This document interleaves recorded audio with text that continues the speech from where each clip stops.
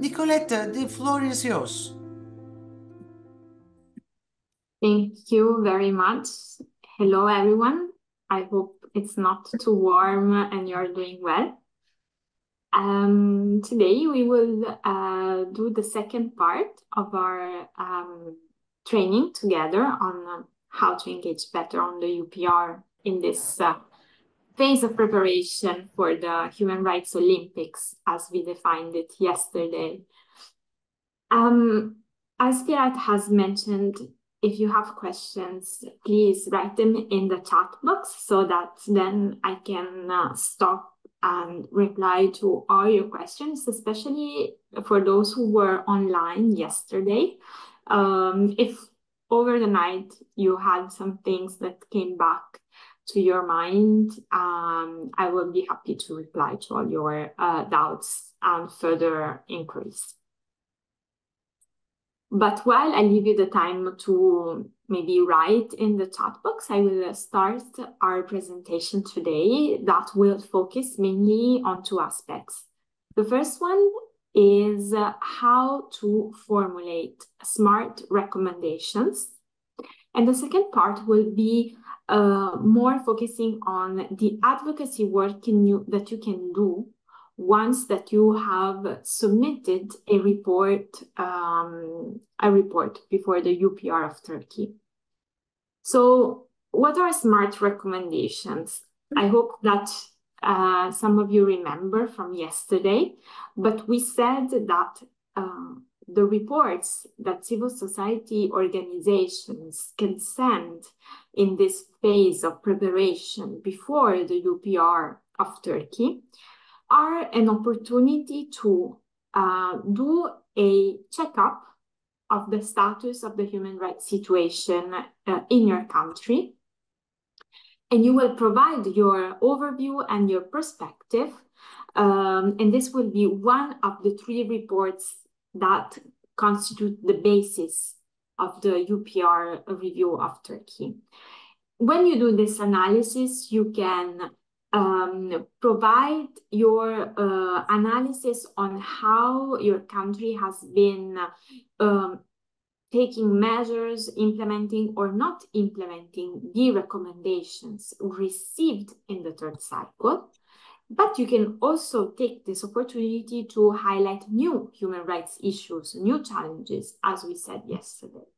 And beyond that, you can suggest solutions, measures that you consider appropriate to improve a certain human rights situation or challenge. And how can you suggest these solutions? You can do it through suggesting recommendations. These recommendations will then be made during the UPR of Turkey by the diplomats representing the other UN member states. But you will feed the other member states with your information, with your inputs, because you are the ones that are better placed to suggest what needs to be done, because you know the context. You are an expert in the human rights on which you're working, but nobody knows the situation on the ground better than you. That's why it's very important that you not do only the analysis, but you accompany, you bring along the analysis also recommendations to suggest solutions. So yesterday we just mentioned this methodology, the SMART methodology. This is an acronym that stands for 5 adjectives that I will repeat now: specific, measurable, achievable, relevant, and time-bound. So these adjectives can help you to formulate action-oriented recommendations, just as it has been established by the rules and procedures of the Universal Periodic Review. In the document that has created the UPR, it is said that the UPR should be action-oriented. So really a process that brings to concrete actions on the ground. And the more your recommendations are specific, the more it will be, on one hand, a bit easier to implement them, because you will describe more accurately what steps to take to improve a certain challenge.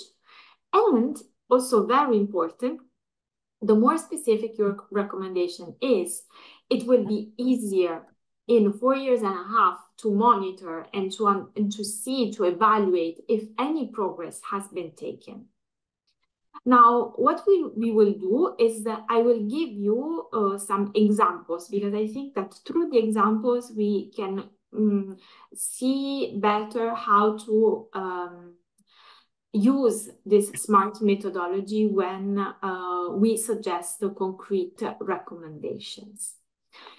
Remember that these 5 adjectives that I mentioned, specific, measurable, achievable, relevant, and time-bound, they are not a math formula that you need to apply like as it is, but it's guiding principles. So you use them to make your recommendation more targeted and more measurable.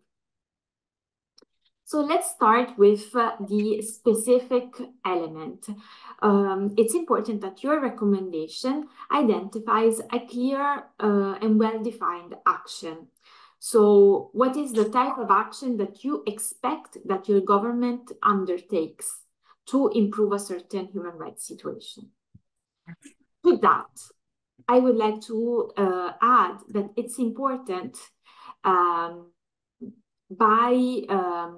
it's important to have one recommendation addressing one topic, one problematic, because otherwise you risk that your recommendation is touching too many different topics, and maybe your government agrees with one but does not agree with another one. So in doubt, they would note the recommendation. And as I just saw one of the questions in the chat saying, what is the practical difference between rejecting recommendation and just noting it?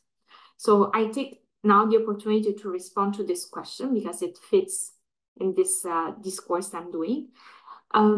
According to the rules of the UPR, the states have only 2 options: support and note recommendations. They cannot use other terms. In practice, many governments, not only the Turkish government, but many other governments use other formulas. Sometimes they say they reject, sometimes they say that they partially note, they partially support. All that should be always classified then between supported and noted. When a recommendation is noted or wrongly defined as rejected, it's because the state considers that, or that is not relevant, or in many cases it touches topics that are sensible for the national delegation that prefers not to commit to take any type of engagement. Basically, when they note a recommendation, they say in front of the international community, and also, of course, in front of all the citizens of the country, that they will not take action on that topic, on the measures included in that recommendation. Then later we can discuss maybe on how to find out ways to make a recommendation that usually is rejected and noted with more chances to be supported, but we will see that later. So let's see one example of a specific recommendation. As you can see from the screen, asking a government to establish a human rights education program for police officers before the next review is a recommendation that uses a very specific verb to establish. It defines what. It could be more specific, saying the human rights education program maybe could be more specific, but it requires a very specific action and also gives a reference in the time. What we need to avoid is to suggest recommendations that are objectives, so results that we want to achieve rather than actions that we want to put in place. You need to try to find the steps that bring you to that result. That is the best approach. Here on the next slide, you can see some other recommendations to give you an idea of these concrete and specific actions that I want to remember. They can address the legal framework of your country, so asking your country to amend a law to make it conform with international standards, but it can also touch the programmatic level. So create those facilities, those institutions, those processes to allow the laws to be respected and to be applied. Let's see the examples. The first recommendation that you can read asks a government to create safe and efficient mechanism for women, particularly refugees, to report cases of gender-based violence, including sexual violence, as well as launching campaigns to encourage them. So this is, rather than recommending take the necessary measures to fight gender-based violence, in this case, it was opted for identifying two actions: a safe mechanism for reporting the cases and launching campaigns. And this is what we mean by identify specific actions. Also, another recommendation that asks to organize awareness-raising activities in business sectors and among employers on the ILO Convention and legal commitments in the new trade agreements. Also there, do not hesitate to mention previous or other international instruments that have already been ratified by your country, because many times there is a ratification of a treaty, of a convention, but then it's not applied or it's not used at the national level by the courts or by those that need to apply that law. So the fact of organizing campaigns about that can be a way to ensure that your country is more accountable of those commitments that were previously taken. Then we have another type of recommendation that says prevent children with mental disabilities from ending up in reformatories together with juvenile offenders and children with behavioral problems. This as well, it's a very specific action. Many times we see recommendations that address the detention overcrowding with very general recommendations, or the issues of children in detention that are too general. But you can be very specific and identify what you consider actions that could be or should be put in place. And then we have the last example that is one that asks to change the normative framework.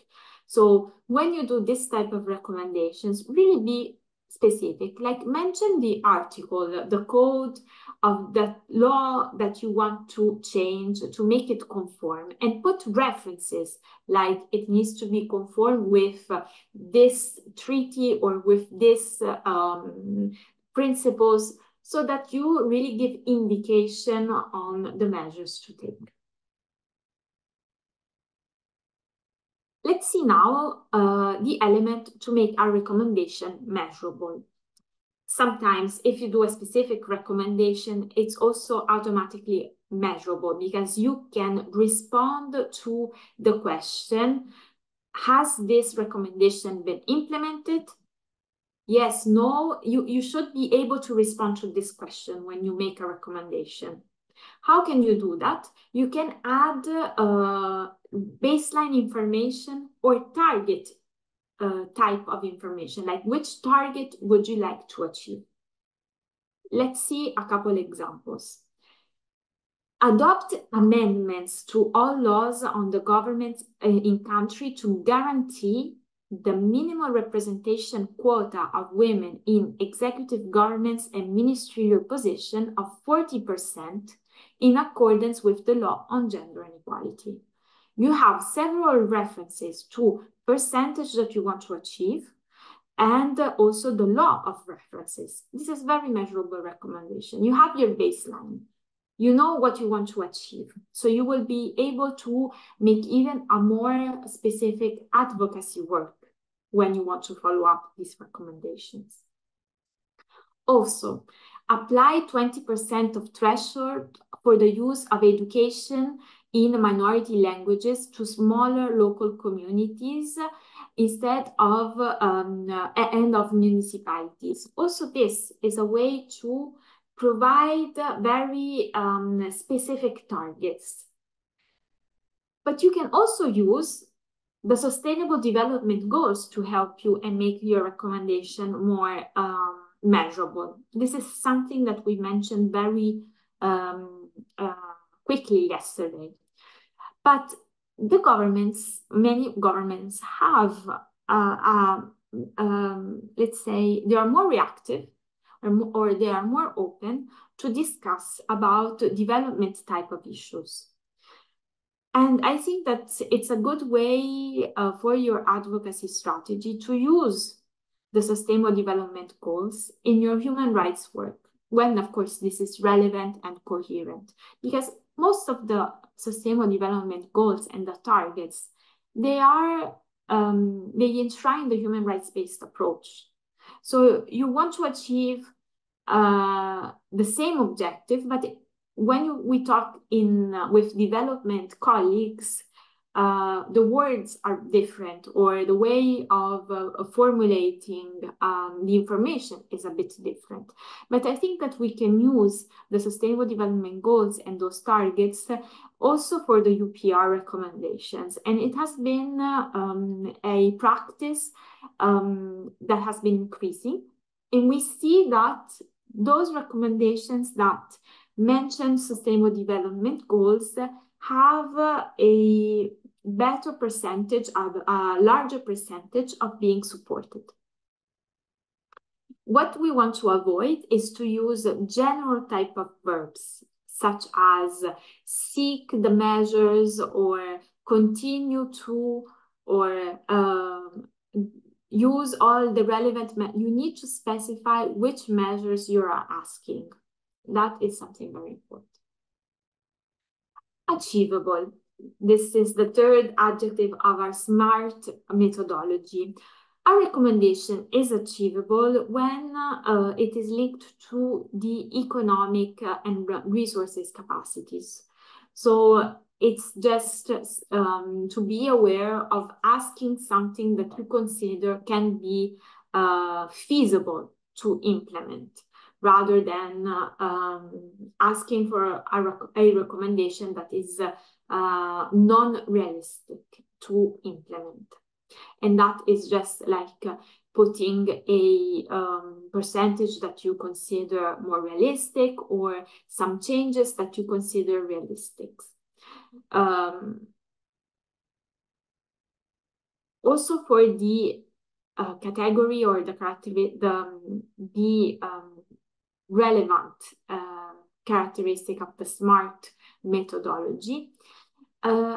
This feature, it's something that we usually talk about when we do trainings with the states that need to make recommendations. We always make them aware that if their priority is for example, women's rights, there are some recommendations that need to be adapted to the context of each country. And so they cannot make the same recommendation all over because there are maybe differences, contextual differences. But as you are, as we're talking with you, that you are based in the country, you know more than anyone else what is a relevant recommendation. So I will not make examples on that.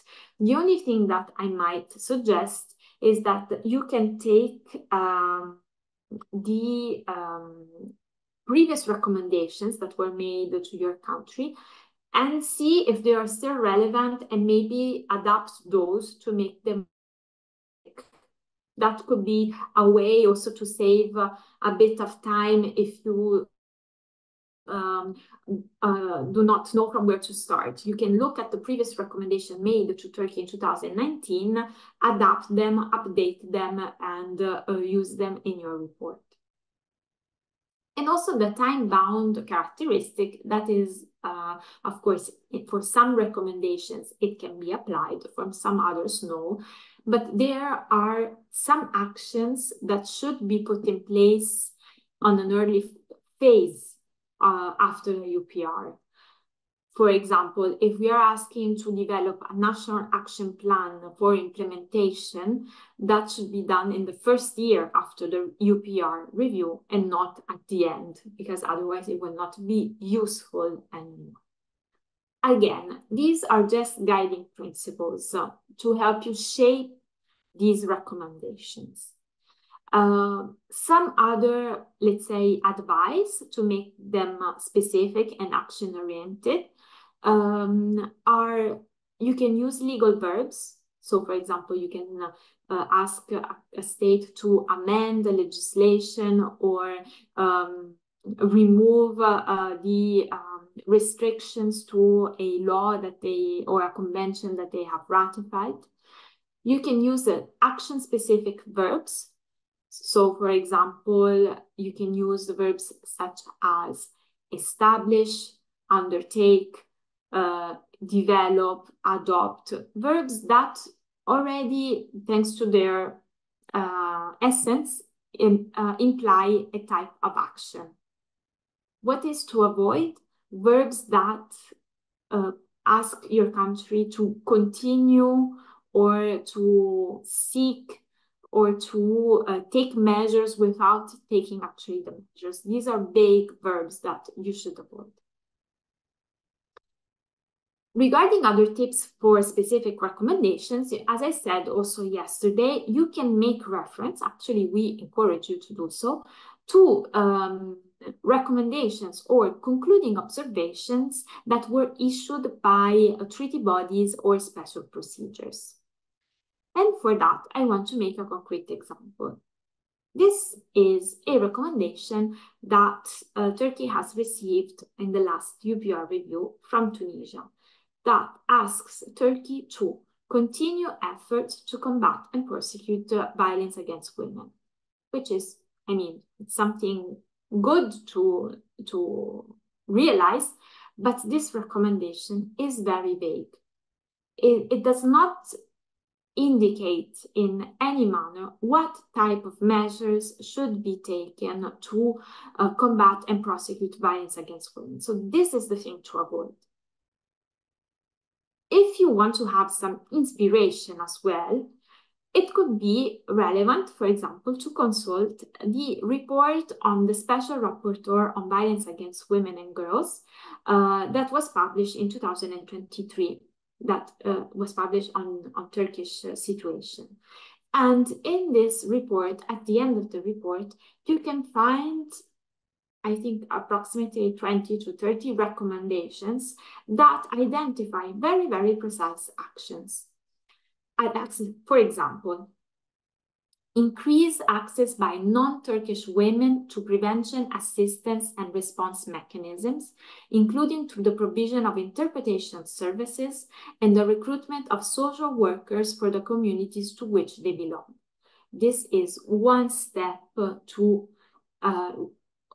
realize the objective of providing assistance to women victims of violence. Another example, expand the activities of the Ombudsman, particularly in relation to receiving complaints from women victims of gender-based violence, including rape and sexual violence. Again, very precise, very concrete. Thirdly, ensure relevant training, mandatory training to all members of the judiciary, including members of judicial committees, and law enforcement officers on the rights of women and on gender-sensitive investigation and interrogation procedures in cases of gender-based violence against women. These are just 3 examples of how you can make a recommendation concrete. Now, these recommendations that are taken from the report, like you can use them partially, like you can adapt them, you can update them, or you can work on them, or you can like add something and then make a reference, like you can say ensure training to the members of the judiciary on cases of gender-based violence against women, as also recommended by the report of the special rapporteur, and you put the reference. That reinforces your recommendation. And it's a way for the UPR to reinforce the other mechanisms. How do you find these recommendations? If you're not familiar with the other treaty bodies, the special procedures, and the Sustainable Development Goals, you can use the Universal Human Rights Index.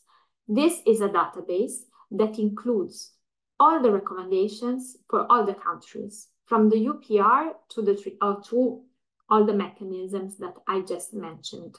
Very also friendly to use. And like this, you can see if in the recent times there were recommendations from other mechanisms that you can refer to. What is interesting of the database is that they also refer to the Sustainable Development Goals in case you consider it is relevant to mention the SDGs. Let's continue on the advocacy work. So why is the advocacy so important? Because as we said also yesterday, there was a question about it. During the UPR of your country, you cannot take the floor because it's a dialogue among states. So you can submit a report and you can conduct advocacy before, during, and after the UPR. And that is something to keep in mind, that this there is the preparation to the UPR, but there is also the follow-up. And we need civil society organizations to be engaged also in the follow-up phase. Now, I wanted to share with you a tool that has been published very recently, this year. It's a publication, it's actually a practical guide for civil society to build national coalitions. It has been published by the Friedrich Ebert Stiftung, a foundation, with the IDDH, a coalition of organizations in Brazil. And I put the link. If you have time, I would really suggest to have a look at it, because it gives you very practical advice on how to coordinate among different NGOs before, during, and after the UPR. So especially in this moment, I think it could be very useful to consult it. Said that, let's focus a bit more on what can be done before the review of your country.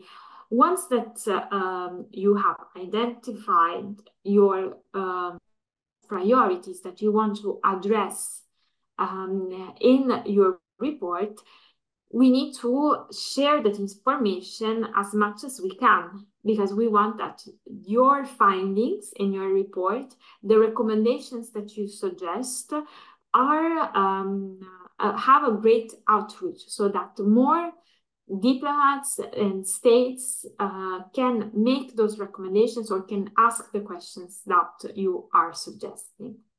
So as I said, you can prioritize first two sets of countries.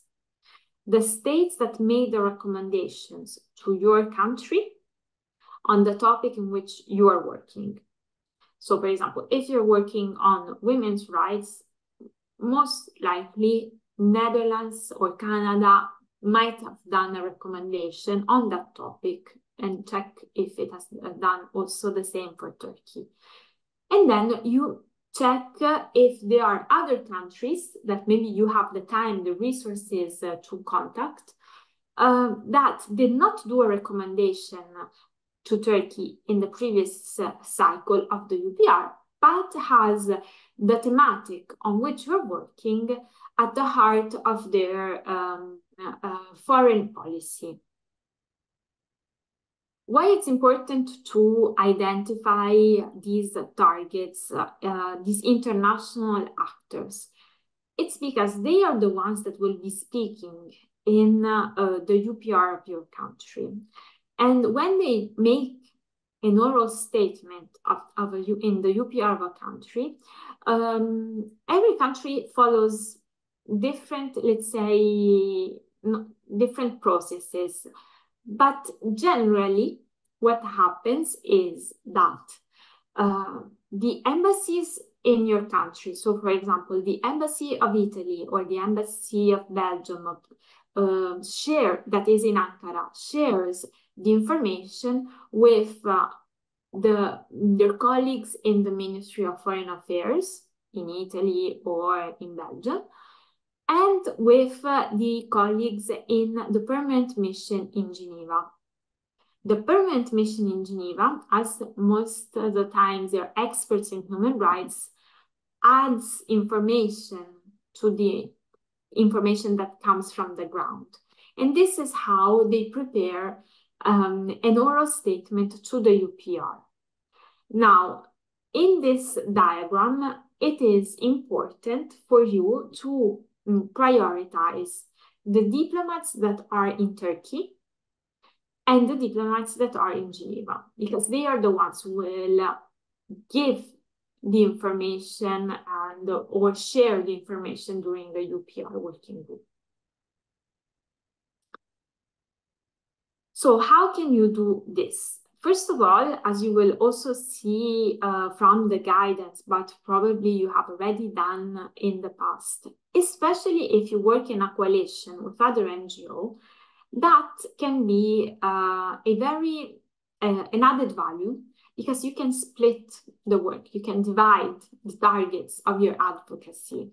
So you can create, for example, a table, and this is just an example. You can use and adapt other tools that maybe you already have. But in this phase, it could be now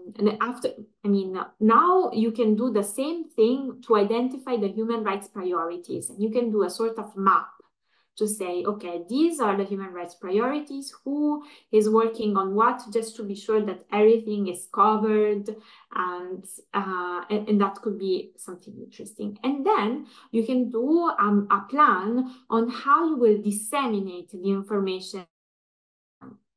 So you can, for example, decide to organize bilateral meetings with the diplomats in Ankara of XYZ countries.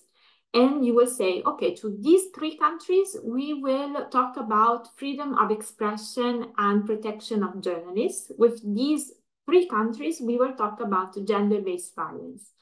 And you split the work. And you can, and if you are coordinated, and maybe there is a colleague of another coalition that cannot go to the meeting or they cannot participate, but you can share information. So you can have, for example, documents or the reports of your colleagues, and you can share that information. Now, as we were talking with Adem, it's good to send the reports. We really encourage you to do so, because that is the basis, no, for your work. Then you can use that information to do the advocacy. But we also said that diplomats might have a large amount of documents to read. So A way to facilitate a bit also your advocacy efforts is the preparation, for example, of fact sheets. This is done, of course, once your report is over. You can prepare 1 or 2 pages documents that you can hand in during the meetings that you have in Ankara, or when you come to Geneva. You can have these documents that you can leave after the meeting, or you can send these documents by email to the diplomats, and you can summarize the key findings, like the key data, with the recommendations or the questions that you have. These documents serve to trigger the attention of your advocacy target. This you can use for international actors, national actors, but really it's a way to trigger their interest. Then if they're interested and they have your contact details or the link to your report, they can click on the report and they can have all the information. But it's a way to really try to engage them. You can, for example, also try to make them, let's say, more visually interesting, or that they can capture the attention. So we have developed a very basic format that you will receive when you receive the presentation, that gives you an idea of the key information to include. Of course, this is something optional that if you want, you can do, but it could be very beneficial in your advocacy before the UPR. This one is just an example of how our format, very basic, has been adapted by an NGO. And here in the fact sheets, you can add graphics, you can add the pictures to communicate the information in a visually more appealing manner. Whereas in the report that you submit for the UPR, as we said yesterday, you cannot add pictures or graphic, it's just text. So remember that. Another way that you can raise awareness on the findings of your reports, on the situation of your country, is to apply and participate in an event that UPR-info organizes every time, a few months before every UPR. For every country, we do it. So this is an event that our NGO provides, and it's called the pre-sessions. Now, I know maybe somebody has already heard about this event. For those that are not familiar with the pre-sessions, it takes place 2 months before the UPR of your country. And we invite a selected number of participants to come to Geneva to speak in front of to speak in front of an audience. And the audience is composed by the diplomats of the permanent missions in Geneva. Now, due to logistical constraints, time, resources constraints, these meetings last for each country approximately 45 minutes, 1 hour each. So, for example, for Turkey, there will be 45, 1 hour time for the pre-sessions. In this 45, 1 hour period, we can have maximum 6 participants, of which 1 place is dedicated or is reserved to the National Human Rights Institution when this is established in the country. And the other ones are members of civil society organizations. Also, to apply for the pre-sessions, we, among the different selection criteria, we have, for example, the fact that we give priority to local organizations, so organizations that work at the national level. and that they are part of a coalition, or they work with different coalitions, because also like this, they can bring the inputs also from a broader basis. As the UPR of Turkey, at the moment I have a black hole and I don't remember when it's happening. It's in April, May 2025, if I'm not mistaken. This means, and Adem or Feray, please correct me if I'm wrong. Yesterday I saw something which is on 6th of May is the 6th of May, yeah. Examination. Then 2 months before February or Yes. beginning of March. Exactly, yes. So the pre-sessions will take place probably in February, end of February, beginning of March 2025. This means that the call for applications to participate will probably be published at the beginning of January or at the end of December. This call is published on our website. We share it on social media as well. If you follow us on social media, you will see like the announcement, or you can go on our website on the UPR-info page, and you can select the country page, and from there you can register to receive notifications every time that we publish a news linked to the UPR of your country. So like this, you receive a small notification saying UPR-info has published a new document, and you check if it's the call for the pre-sessions. These events are quite useful because the diplomats in Geneva receive first-hand information directly during the meeting, and also because during that week you can make, or you can arrange bilateral meetings with the different permanent missions to raise awareness, advocate for your human rights priorities and thematics. What is the objective? The objective is that the recommendations that you're suggested are shared from those diplomats during the UPR working group of Turkey. And also, it's important for diplomats to receive updates of the situation in your country. They are interested to know how the situation has been changing, and that's why they're open to hear from the civil society perspective. But as I said at the beginning, the advocacy work that you can conduct with UPR recommendation, it's something that we encourage you to do before, during, and after the UPR of Turkey. What is the objective? The objective is that we want to make each state accountable of the commitments and the engagements that it has taken. And one way that we can do that is to raise awareness on what are the challenges at stake.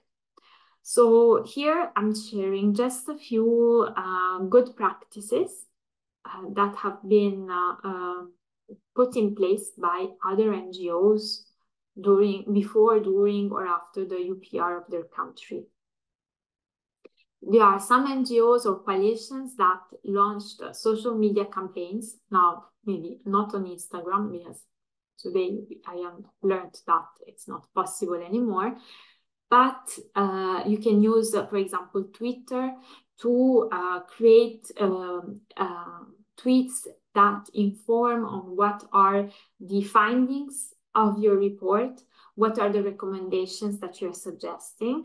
For example, a couple of years ago, a network of NGOs created a hashtag that was saying, "Read my recommendation," or hashtag the name of the country, UPR. So in this case was US UPR recommendation, or hashtag adopt my recommendation. And this was to really create visibility to the issues at stake. Some others coalitions created a channel on Twitter where they posted only things about the UPR and updates also in the following months after the UPR. You can also try to share this information at the national level when it's possible by, for example, engaging local authorities like mayors or general public or actors that you can consider like allies. And the UPR remains in some cases a process, a bit of a niche for the experts of human rights. But what we are trying to do is to make this accessible to all, because in the UPR, we talk about human rights and they concern everyone. So everybody should know what are the rights and what are the obligations and commitments of the country. And that's why it's important to be also creative in sharing this information at the national level through petitions, through videos, through press conferences. On the screen now you can see that another coalition, in this case it was Bulgaria, but also a coalition in Georgia. They created a YouTube channel where they organized short conferences online on different topics to give information on what was the situation. Basically, they were summarizing and presenting the findings of the report to give always, again, larger outreach. When possible, we also try to include the media, the journalists in this, of course, when they are not themselves in a situation of risk. Again, this is because the UPR is perceived as an international mechanism because we have the UPR working group that takes place in Geneva, but the UPR is a national process. The information that is discussed in Geneva is information that comes from the ground because it's information that you, civil society, provide. It's information that the government provides on its perspective and the UN agencies on the ground provide. So the topics that are discussed are topics that come from the ground, from the national level. They are discussed in Geneva. But then when these recommendations are made, and when the government decides to support or note these recommendations go back at the national level because it's there that they need to be implemented. This is why it's important to follow up on these recommendations after the UPR, because you might be surprised, even if there are states that note more recommendations than others, but there is in general a large percentage of supported recommendations, and they can be a door to open a discussion at the national level. You can use that supported recommendations to table a discussion on a topic that maybe in other venues was not possible. So again, here there are other types of advice on what to do when the UPR of your country happens. Sometimes we receive pictures of coalitions of NGOs that meet to assist, to watch live the UPR of their country, because these are broadcast on the UN Web TV. So you will be able to listen to the UPR working group, and you will see what recommendations will be done, how the national delegation will present the report, what type of answers they will give. So you can watch it, you can share that information at the national level. And what is also very important is that you can vulgarize that information, like you can make it comprehensible to the general public that is not familiar with technical terms of the human rights world, but you can find a way to share what is discussed during the UPR to make it more comprehensible to the general public.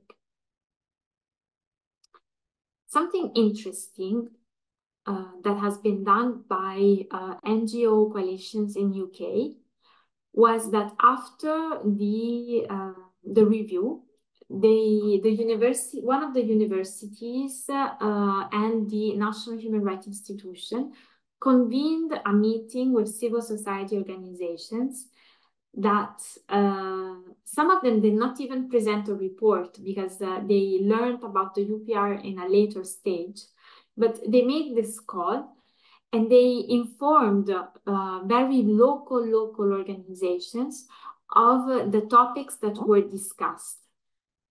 And they agreed to prepare a joint statement to ask their government to give priorities to certain human rights issues that were addressed during the UPR.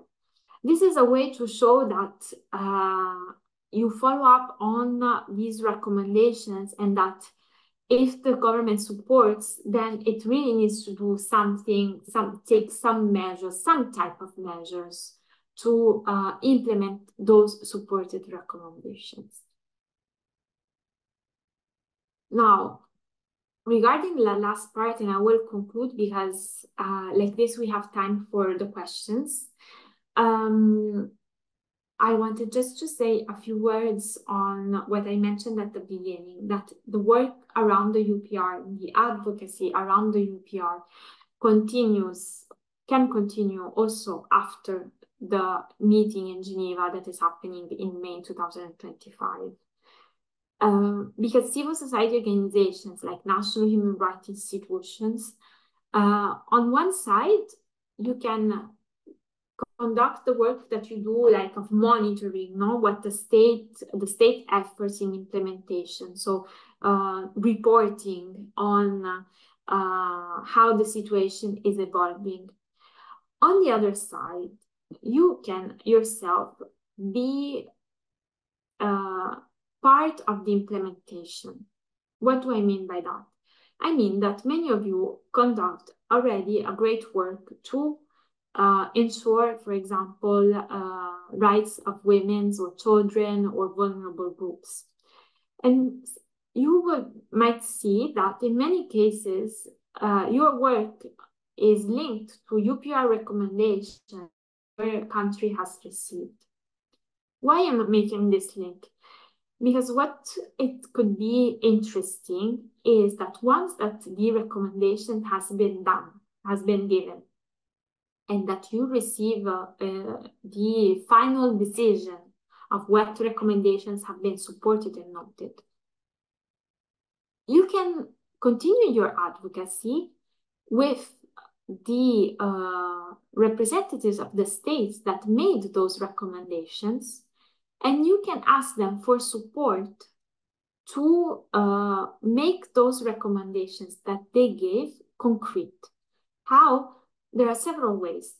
You can suggest like ways for technical cooperation, or like you can try to engage UN agencies or development actors. Or you can also like present them projects in line with UPR recommendations so that they can support you to conduct the work on the human rights field. So it's important because these UPR recommendations can also help you after the UPR to strengthen the capacities of the work that you conduct at the national level. And this can be done if you continue like the dialogue with these international actors that are on the ground. And with that, I want to conclude to give time to the questions because I think that there might be a few. Yavaş yavaş artık Hı hı. kapatalım. Herkese güzel bir hafta sonu dileyelim. Herkese Evet. çok teşekkür edelim. Sağ olasın Ademciğim. Gerçekten değil mi? Herkese çok teşekkür ediyoruz. Her şeyden önce Nicoletta'ya teşekkür ediyoruz. Nicoletta, would you like to close the session? If you like, then I will end. Thank you very much for being with me in an afternoon so warm. I don't know there, but here it's very hot. So I hope that you will participate in the UPR, and through Adem and Feray, we remain available if you have other questions. So thank you for inviting me. Thank you for your patience. Thank you to the interpreters. Have a nice week.